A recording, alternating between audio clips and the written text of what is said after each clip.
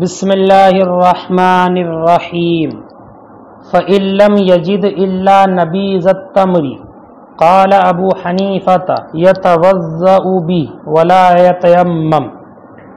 یہاں سے مصنف نبیذ تمر کے حکم کو ذکر فرماتے ہیں۔ نبیذ تمر یہ ہے کہ پانی میں کھجوریں ڈال دی جائیں جس کی وجہ سے وہ پانی شیریں اور میٹھا ہو جائے اور ایسا پتلا ہو کہ اعضاء پر بہہ سکے، گاڑھا نہ ہو، نشہ آور نہ ہو۔ سنو، عرب میں کیا پانی چونکہ کھاری ہوتا تھا تو اس کی وجہ سے اہل عرب اس کو شیریں اور میٹھا کرنے کے مقصد سے پانی میں کھجوریں ڈال دیتے تھے کہ جس سے پانی کا ذائقہ بہتر محسوس ہوتا تھا۔ تو اسی پانی میں کھجوریں ڈال دی جائیں کہ جس سے وہ پانی میٹھا ہو جائے اور پتلا رہے، تو یہی کہلاتا ہے نبیذ تمر، کہلاتا ہے نبیذ تمر۔ لیکن اگر گاڑھا پڑ گیا یا نشہ آور ہو گیا اور کڑوا ہو گیا وہ، تو بالاجماع اس سے وضو جائز نہیں ہے، اس لیے کہ وہ اب نشہ آور ہے اور حرام ہے۔ بہرحال نبیذ تمر سے وضو جائز ہے یا نہیں، اس کے بارے میں اختلاف ہے۔ امام اعظم رضی اللہ تعالی عنہ کی کئی روایات ہیں جس کو امام ابو یوسف وغیرہ نے بھی روایت کیا ہے۔ امام اعظم رضی اللہ تعالی عنہ کے نزدیک حکم یہ ہے کہ اگر نبیذ تمر ہے تو اس سے وضو کرے اور تیمم نہ کرے۔ نبیذ تمر سے اس پانی سے وضو کرے، تیمم نہ کرے۔ امام ابو یوسف رضی اللہ تعالی عنہ کا مذہب یہ ہے کہ تیمم کرے، وضو نہ کرے، کہ اگر نبیذ تمر ہے تو ایسی صورت میں مٹی سے تیمم کر لے، اور یہی ایک روایت امام اعظم کی بھی ہے، اور یہی روایت امام اعظم کی ہے ایک، اور امام شافعی رضی اللہ تعالی عنہ کا بھی یہی مذہب ہے۔ اور امام محمد رضی اللہ تعالی عنہ نے یہ فرمایا کہ وضو کرے اور تیمم بھی کرے، یعنی وضو بھی کرے اور تیمم بھی کرے، دونوں کرے، وضو کرے اور تیمم کرے۔ پہلا مذہب امام اعظم کا وہ یہ کہ اس پانی سے نبیذ تمر سے وضو کرے گا، تیمم نہیں۔ دوسرا مذہب امام ابو یوسف کا ہے، اور وہ یہ کہ تیمم کرے، اس پانی سے وضو نہ کرے۔ امام اعظم سے بھی ایک روایت یہی ہے، اور امام شافعی کا مذہب بھی یہی ہے، اور امام محمد رضی اللہ تعالیٰ عنہ کا مذہب یہ ہے کہ نبیذ تمر سے وضو بھی کرے اور اس کے بعد میں پاک مٹی سے تیمم کرے۔ دلیل سنیں، امام اعظم رضی اللہ تعالیٰ عنہ کی دلیل لیلۃ الجن والی حدیث، لیلۃ الجن، وہ حدیث یہ ہے کہ جس کے راوی حضرت عبداللہ ابن عباس رضی اللہ تعالیٰ عنہ کہ ایک مرتبہ ایک رات کو نبی اکرم صلی اللہ علیہ وسلم نے خطبہ دیا، اور خطبہ دینے کے بعد فرمایا میرے ساتھ چلنے کے لیے ایسا انسان کھڑا ہو جس کے دل میں ذرہ برابر کبر نہ ہو۔ جب اللہ کے رسول صلی اللہ علیہ وسلم نے یہ فرمایا تو حضرت عبداللہ ابن مسعود رضی اللہ عنہ کھڑے ہوئے۔ آپ صلی اللہ علیہ وسلم نے عبداللہ ابن مسعود کو اپنے ساتھ لیا۔ حضرت عبداللہ ابن مسعود رضی اللہ تعالیٰ عنہ فرماتے ہیں کہ ہم مکہ سے باہر نکل گئے، اور حضور صلی اللہ علیہ وسلم نے باہر پہنچنے کے بعد میرے گرد میں ایک گول دائرہ، گول خط کھینچا، اور خط کھینچنے کے بعد فرمایا عبداللہ ابن مسعود اس خط سے باہر نہ نکلنا، اس خط کے اندر رہنا، باہر نہ نکلنا، اس لیے کہ اگر تم اس خط سے باہر نکل گئے تو قیامت تک مجھ کو نہ پا سکو گے۔ یہ کہہ کر نبی اکرم صلی اللہ علیہ وسلم اس جگہ سے تشریف لے گئے۔ پھر آپ نے جنات کو ایمان لانے کی دعوت دی اور تبلیغ کی، اور ان کے سامنے قرآن پاک کی تلاوت کی، یہاں تک کہ طلوع فجر کا وقت ہو گیا۔ پھر آپ صلی اللہ علیہ وسلم طلوع فجر کے بعد واپس تشریف لائے۔ عبداللہ بن مسعود کہتے ہیں کہ اللہ کے رسول جب واپس تشریف لائے تو میں اسی دائرے میں موجود تھا۔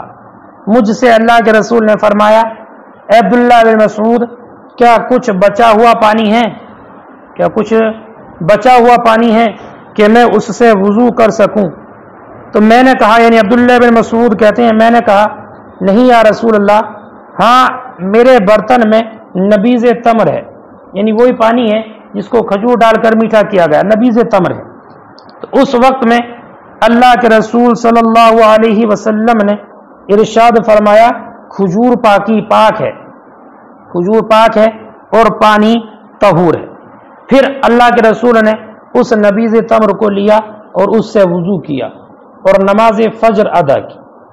تو اس حدیث لیلۃ الجن سے یہ بات سمجھ میں آتی ہے، یہ بات معلوم ہوتی ہے کہ اگر نبیذ تمر کے علاوہ کوئی اور پانی نہ ہو، ماء مطلق موجود نہ ہو، تو نبیذ تمر سے وضو کرے اور تیمم کرنے کی کوئی حاجت اور ضرورت نہیں ہے، جیسا کہ اللہ کے رسول صلی اللہ علیہ وسلم نے کیا کہ عبداللہ بن مسعود سے اس نبیذ تمر کو لیا، اسی سے وضو کر کے نماز فجر کو ادا فرمایا، تیمم نہیں کیا۔ تو حضرت امام اعظم رضی اللہ تعالیٰ عنہ کے مذہب کی دلیل یہی حدیث لیلۃ الجن ہے کہ جس میں وضو کرنے کا ذکر ہے، تیمم کا نہیں۔ دوسرا مذہب امام ابو یوسف رضی اللہ تعالیٰ عنہ کا اور امام شافعی کا، ان کی دلیل یہ ہے کہ آیت تیمم جو اللہ نے ارشاد فرمایا، فَإِن لَّمْ تَجِدُوا مَاءً فَتَيَمَّمُوا صَعِيدًا طَيِّبًا، تو اس آیت تیمم میں تطہیر کا حکم دیا گیا ہے پاک مٹی سے، پاک مٹی سے، اور پاک مٹی سے طہارت حاصل کرنے کا حکم اس وقت ہے جب کہ ماء مطلق موجود نہ ہو۔ تو ماء مطلق نہ ہونے کی صورت میں اللہ تعالی کی جانب سے حکم یہ ہے کہ مٹی سے طہارت حاصل کی جائے، مٹی سے طہارت حاصل کی جائے ماء مطلق نہ ہونے کی صورت میں۔ فَإِن لَّمْ تَجِدُوا مَاءً مُطْلَقًا، کہ اگر تم ماء مطلق نہ پاؤ تو تیمم کرو۔ اور نبیذ تمر یہ ماء مطلق نہیں ہے، نبیذ تمر ماء مطلق نہیں۔ جب ماء مطلق نہیں تو اب ایسی صورت میں بھی حکم منتقل ہوگا تیمم کی جانب، اور یہ کہا جائے گا کہ وہ انسان نبیذ تمر کا استعمال کر کے وضو نہ کرے بلکہ تیمم کرے۔ لہذا یہ حدیث آیت تیمم کی وجہ سے ترک کر دی جائے گی۔ کون سی حدیث؟ یہی حدیث لیلۃ الجن کہ اس میں وضو کا ذکر ہے، اور آیت کریمہ جو ہے آیت تیمم فَإِن لَّمْ تَجِدُوا مَاءً فَتَيَمَّمُوا صَعِيدًا طَيِّبًا، اس میں پاک مٹی سے تیمم کرنے کا ذکر ہے۔ تو اب چونکہ آیت کریمہ کتاب اللہ حدیث کے مقابلے میں اقویٰ ہے، اس لیے کتاب اللہ پر عمل کیا جائے گا اور اس حدیث لیلۃ الجن کو ترک کر دیا جائے گا۔ یہ امام ابو یوسف، امام شافعی اور امام اعظم کی ایک روایت کی دلیل ہے۔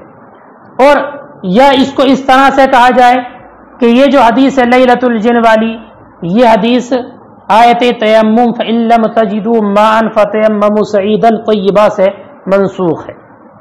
کیا ہے؟ منسوخ ہے۔ آیت تیمم اس کے لیے ناسخ ہے، اور لیلۃ الجن والی جو حدیث ہے یہ منسوخ ہے، اس لیے کہ آیت تیمم مدینہ منورہ میں ہجرت کے بعد نازل ہوئی ہے، مدینہ منورہ میں نازل ہوئی ہے، یعنی آیت تیمم کا جو نزول ہے وہ ہجرت کے بعد ہے اور مدینہ منورہ میں ہے، مدینہ منورہ میں۔ اور لیلۃ الجن کا جو واقعہ ہے یہ مکہ میں پیش آیا ہے، مکہ میں۔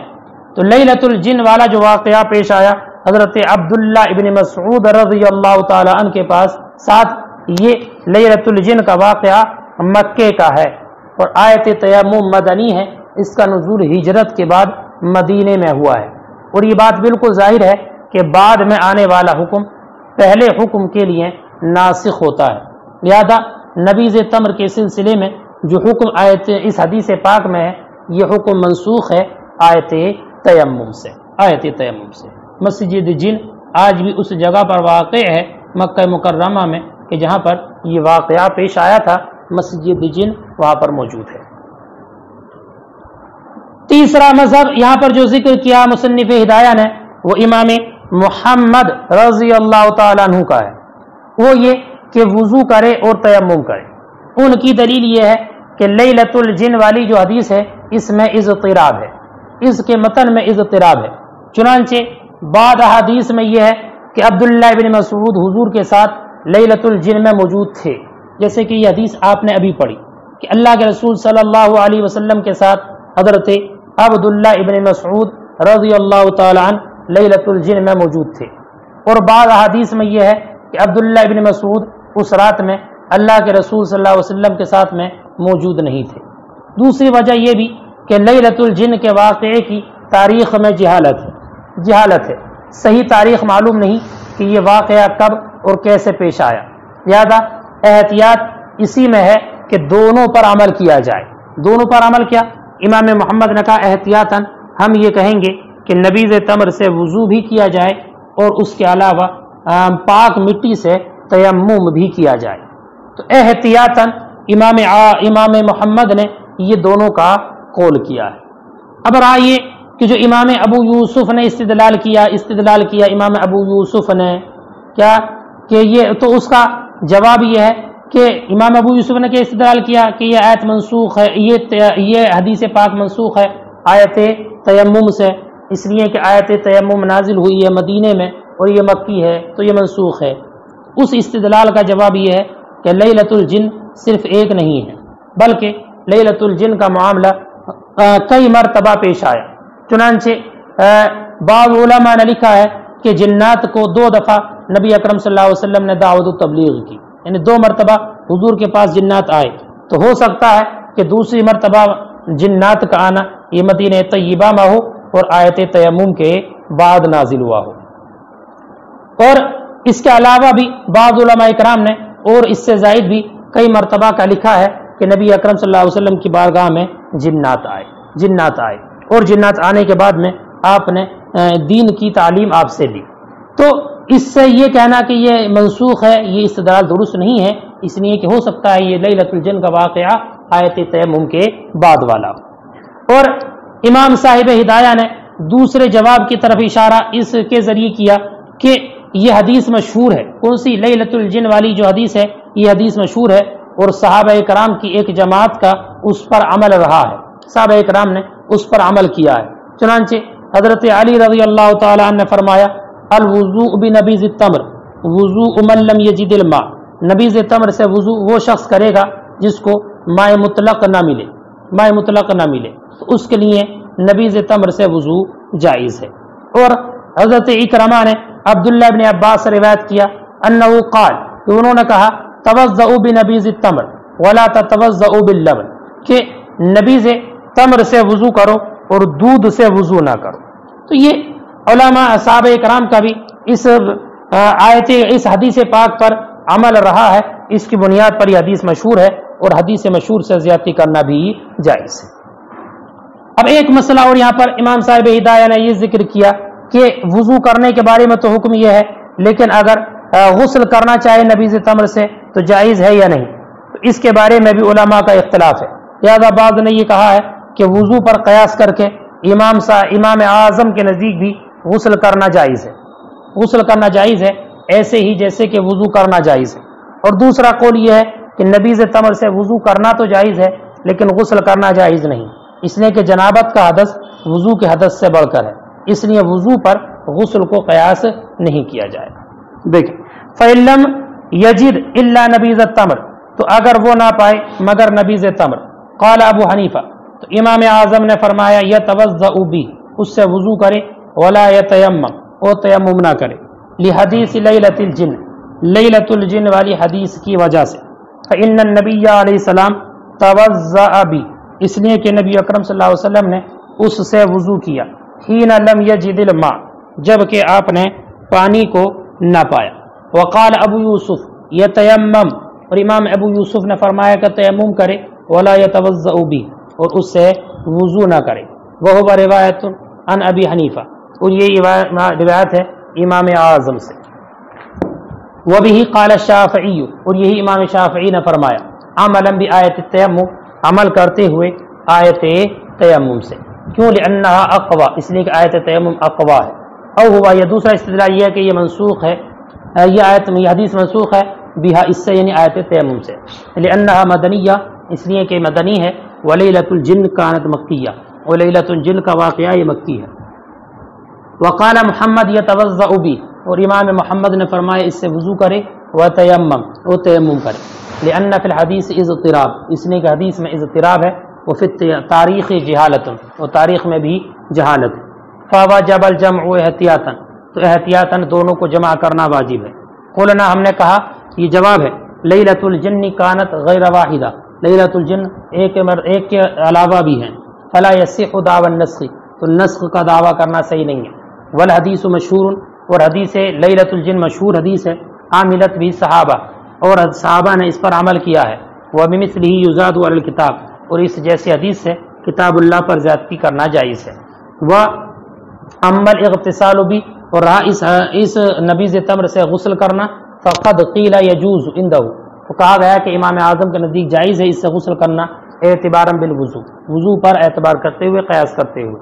وقیل لا یجوز، اور ایک قول یہ ہے کہ جائز نہیں ہے. لأنہ فوقہ، اس لیے کہ یہ وضو سے بڑھ کر ہے، یعنی حدث اکبر حدث وضو سے بڑھ کر ہے. والنبیذ المختلف فی، اور اب یہاں سے نبیذ کے بارے میں فرماتے ہیں کہ وہ نبیذ جس میں اختلاف کیا گیا ہے، کون سی نبیذ ہے، اس سے وضو کرنا جائز ہے یا نہیں. تو اس میں امام اعظم اور صاحبین کا اختلاف ہے. امام محمد نے نبیذ کے بارے میں نوادر میں یہ ذکر کیا ہے کہ جس نبیذ سے وضو کے جواز اور عدمی جواز کا اختلاف ہے وہ یہ ہے کہ پانی میں کھجوریں ڈال دی جائیں یہاں تک کہ وہ پانی خوب میٹھا ہو جائے اور پتلا ہو کر اعضاء پر بہنے لگے، تو یہ نبیذ ہے. اگر وہ گاڑھا پڑ گیا یا کڑوا پڑ گیا تو اس سے وضو کرنا جائز نہیں ہے، اس لیے کہ اب وہ نشہ آور ہے. اور اگر اس کو آگ سے پکا لیا گیا تو جب تک وہ شیریں ہے اور پتلا ہے تو اعضاء پر بہنے کے لائق ہے، تو بھی یہی اختلاف ہے امام اعظم اور صاحبین کے درمیان. اور اگر پکانے سے وہ چیز گاڑی پڑ گئی ہے تو امام اعظم کے نزدیک اس سے وضو کرنا جائز ہے، اس لیے کہ امام اعظم کے نزدیک اس کا پینا حلال ہے، اور امام محمد کے نزدیک چونکہ اس کا پینا حرام ہے اس لیے اس سے وضو کرنا جائز نہیں ہے. والنبیذ المختلف فی، اور وہ نبیذ جو مختلفی ہے، ان یکون حلوا، وہ یہ ہے کہ وہ میٹھی ہو، رقیقا پتلی ہو، یسیل علی الاعضاء کالماء، اور پانی کے مثل اعضاء پر بہتی ہو. وما اشتد منها، اور وہ جو اس سے گاڑی پر گئی سارا حرام ہے، وہ حرام ہو جائے گی. لا یجوز التوضی بھی، اس سے وضو جائز نہیں ہے. وان غیرت النار، اور اگر اس کو آگ نے پکا دیا، فما دام حلوا، تو جب تک وہ میٹھا ہے، فهو علی الخلاف، تو اسی اختلاف پر ہے کہ امام اعظم کے نزدیک صحیح ہے، صاحبین کے نزدیک نہیں. وان اشتد فعند ابی حنیفہ، اور اگر سخت ہو گیا، گاڑھا ہو گیا، تو امام اعظم کے نزدیک اس سے وضو جائز ہے. لانه یحل شربه، اس لیے کہ اس کا پینا حلال ہے امام اعظم کے نزدیک. وعند محمد لا يتوضأ به، اور امام محمد کے نزدیک اس سے وضو نہ کرے. لحرمت شربه عنده، ان کے نزدیک اس کے پینے کے حرام ہونے کی وجہ سے. ولا يجوز التوضي بما سوا، اور وضو کرنا جائز نہیں ہے اس کے علاوہ سے.